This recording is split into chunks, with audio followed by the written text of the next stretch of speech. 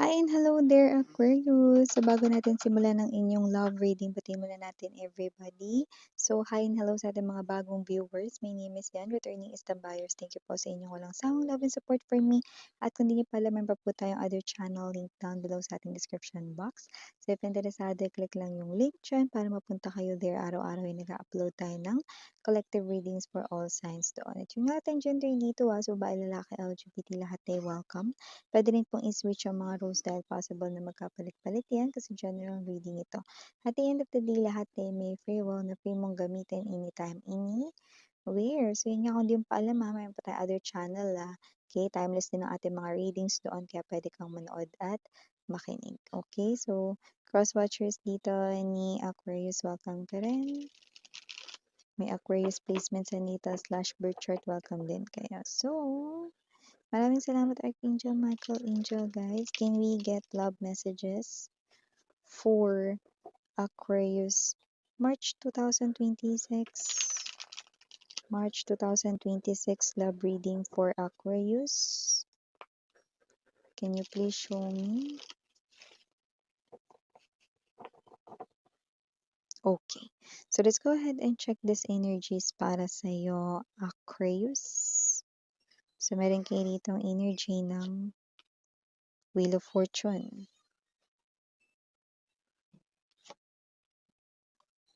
Chariot.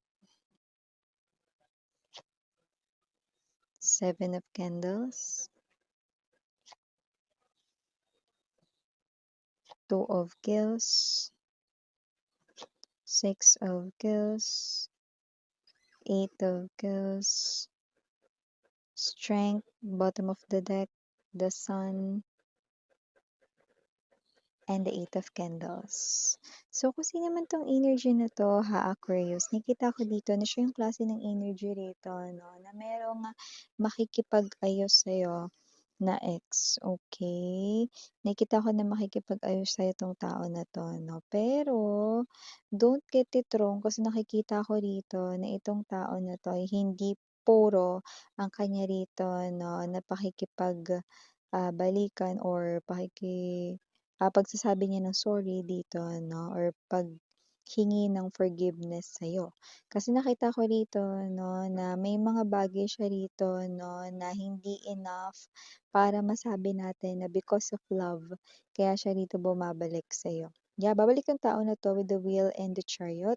At itong tao na to ay walang iba kundi naglagay sa'yo sa isang bad spot with the Six of Gills energy. Okay, and the Eight of Gills. Ano yun, Miss Yan? Third party. Naghiwalay kayo ng taong ito dahil sa isa pang individual or someone else dito. Okay? Kung sino man tong energy na to, no, this person here did really put you in a bad situation way back then and possible na nasiraan ka rin ito sa kanya ritong mga soul tribe, community, no, sa kanyang mga friends, sa kanya ritong family, sa kanya ritong relatives, no, and so on and so forth. At kung sino rin tong energy na to, lumalabas rin dito that with the Seven of Candles, this person here ay someone na in denial pa rin dito sa kanya rito, no, na mga bagay na totoo or yung truths hindi niya pa rin yan kayang sabihin or aminin sa'yo. Pero yes, pwedeng ito ay mag-sorry pero labas sa ilong. At kung sino rin tong energy na to, no, hindi rito pure ang kanyang pagbabalik. Maaring sabihin niya sa'yo na, oo, it is because I still love you or it is because I miss you or whatsoever, no? Pero hindi eh. There is something different sa kanyang energy to the point that I cannot really trust this person here. O sabihin na natin, yung iba, pwedeng oo, no? May panghihinayang, may pagsisisi rito, pero hindi yun puro. Like let's say, sabihin natin, no, na the very reason kung ba't kayo nag-break dati, no, is mauulit with the Wheel of Fortune. Okay? Mauulit na mangyari at siya mismo ang uulit niyan. Yun nakita natin dito dahil yun ang nakikita ko rito sa kanyang energy. Eight of Kills, I do pick up that whoever this energy is, this person here ay may inililihim sa'yo. Mga bagay na parang totoong nangyari dati, no? Pero parang hindi niya na yun gustong i-open up or i-share sa'yo. Eight of Candles energy ay ang energy rito, no, ng pagbiyahe. So, definitely talagang kahit anong mangyari, pupuntahan ka na talaga nito Aquarius, no? At maaaring marami sa kanila ang magsimula na, kumilos or gumawa rito ng paraan sa buwan ng March 2026. At nagpapakita rin yung Eight of Candles ng energy ng kakausapin ka niya rito, ano man ang mangyari. Okay? So, willing siya ditong mag-wait or mag-abang sa'yo with the Six of Keys. Okay? Kung kunwari sabihin mo, sige, ano na lang, mga ganitong oras tayo magkita kasi may trabaho pa ako niyan or kasi mag-OT ako, yan o. Kahit anong oras ibigay mo, no, yung paghihintayin mo siya, okay lang. Basta magkakausap kayo niyan. Okay? Kasi nakikita ko dito na may layunin siya eh. At lumalabas rin kasi dito na ito yung klase ng person dito, no, na siya yung energy ng ipipilit niya talaga na mag-usap kayo no matter what. Kaya kahit na sa araw na yun ay pagod ka sa work or pagod ka sa pagbabantay ng shop mo, kung owner ka ng business mo, no, or may negosyo ka yan. Okay? Talagang kakausapin ka pa rin niya. So, nakita ko tuloy talaga itong plano na 'to, pero hindi ko nakikita 'no, na siya ay, purong, nagbabalik loob sa'yo. Marami sa kanila ang may kailangan lang. Pera, puwede, or mga problema, tumatakas siya ngayon sa kanyang mga problema at mukhang ikaw ang kanyang resting place. Or baka naman sa'yo niya ipaparesolba ang kanyang problema, 'yan 'no. So, kung sino man 'tong energy na 'to with the strength energy, this person's playful at yung very reason kung bakit kayo nag-break dati, no, is because of a third party situation, no, at nakikita ko dito na hindi pa rin siya nagbabago. This person here, parang normal or natural lang talaga sa kanya yung makapag-usap sa iba. Ganun talaga 'pag player, guys, okay? Mabilis talaga siya rito, no, na may makausap 'no, at may makapalagayan ng loob 'no. Medyo mataas din kasi yung kumpiyansa nitong tao na 'to sa sarili niya 'no, yung parang kahit sinong kausapin niya may in love sa kanya agad na yung mga gano'n. Seven of Candles energy. At nakikita ko rin dito that with the Chariot, possible rin na ito ay nagmamay-ari ng, motor or sasakyan or car or kahit ano 'yan 'no, pero karamihan sa kanila ay motorcycle, 'yan. And nakikita ko rin dito na itong person na 'to ay makikipagkita sa'yo dito 'no, sa araw na posibleng busy ka, 'yan. At yung iba with the Sun card energy, possible na may anak kayo nitong person na ito. So, nakikita ko na, yun ay posibleng banggitin niya or may tungkol dun na babanggitin niya. Puwedeng about sa pagtustos ng mga needs or puwede rin gusto niya makita 'yan, okey, yung anak niyo. Okey, so may gano'ng energy. But yeah, hindi yun para sa lahat na mensahe na yun, yun ay for those lang sa mga may anak kayo nito. Pero kung wala 'no, eh, babalik pa rin itong tao na ito. Okay. Medyo mag-ingat na kayo sa energy niya kasi this person right in here ay someone who's tricky. Wala man dito yung magician energy pero nandito sapat na yung mga nakikita natin para masabi rito na maaaring tina-try niya lang rito na posibleng utuin ka once more. Or may mga pakay lang siya rito, eh. Parang ewan ko, mataas yung chance na baka ikaw yung, pagsolusyonin niya ng mga problema niya, 'di ba? Andiyan sinusuwerte. Pero gano'n talaga 'no, you are the person na nakikita niya na light sa kanya ritong way 'no. Hindi 'yun romantic na ibig sabihin, pero ikaw yung parang nakikita niyang gagawa ng solusyon para sa mga problema niya or isipin niya dito. 'Yan. So, maaari rin 'no, na itong pag-uusap ninyo ay posibleng wala ring ibang makakaalam or makakita. So, puwedeng kayo ay invite niya 'no, sa isang kunwari 'no, iba namang restaurant or malayo dun sa bahay ninyo or sa pinagtatrabahuhan ninyo 'no. 'Yan, para sure na walang iba rito 'no, na makakapagtsismis na nag-usap kayong dalawa or whatsoever. So, puwede rin na may pinagtataguan siya rito. May energy rin kasi rito na meron siyang pinagtatakpan.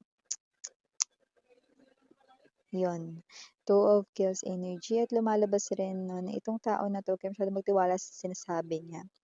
Dahil itong tao na 'to ay someone dito na posibleng praktisado or prinaktis niya na 'tong mga sasabihin niya 'no. Gusto niya lang ditong sumayaw ka sa rhythm ng kanya rito. Parang gusto niya maki-ride on ka dito sa trip niya na 'to, okey?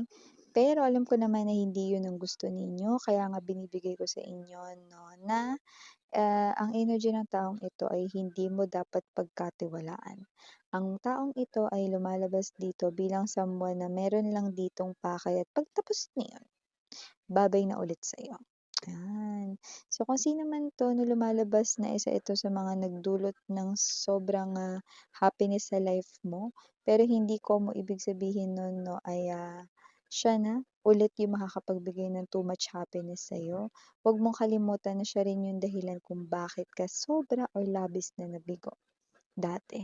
Isang paalala mula sa Wheel of Fortune, Two of Kills energy. Okay? Hindi sinasabi na magtanim ka ng galit dito sa tao na 'to 'no or, sumpain mo siya. Hindi naman gano'n.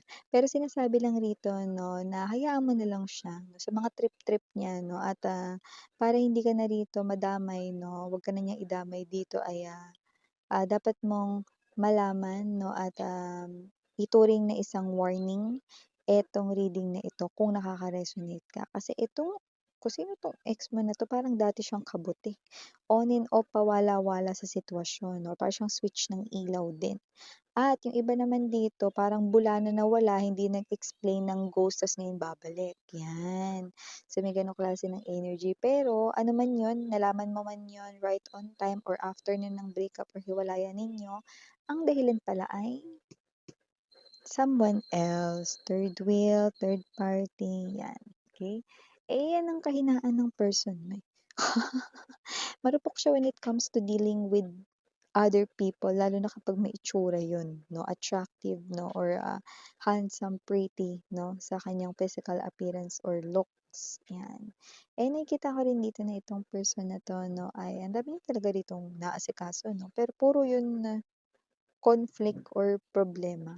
So, mas maganda wag ka na jumoin diyan sa kanya kasi nakikita ko rito parang ikaw lang yung ano ipagha-handle niya ng mga bagay na 'yan, eh. Dapat siya yung sumusolusyon niyan kasi problema niya 'yan, 'di ba? Pero kung sino 'tong energy na 'to lumalabas na baka 'yan ay ipasa niya pa sa'yo, hmm. Pero 'yun nga, iba ka na with the Sun card energy and the strength 'no, you've already gained a lot of courage and power. Dito ay naibalik mo na rin sa'yo 'no. Nakikita ko dito na hindi ka na rito muling, magpapautos sa person na ito. Okay.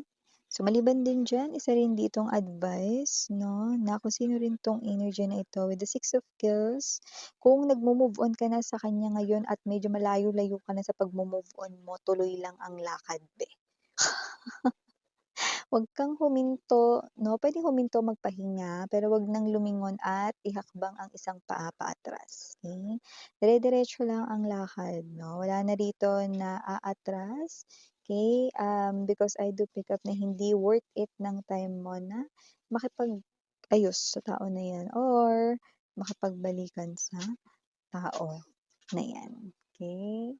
Kasi nakikita ko rito na hindi siya makakatulong sa'yo bagkus magdudulot lang siya rito 'no ng, energy 'no ng konsumisyon at pagsakit ng ulo mo.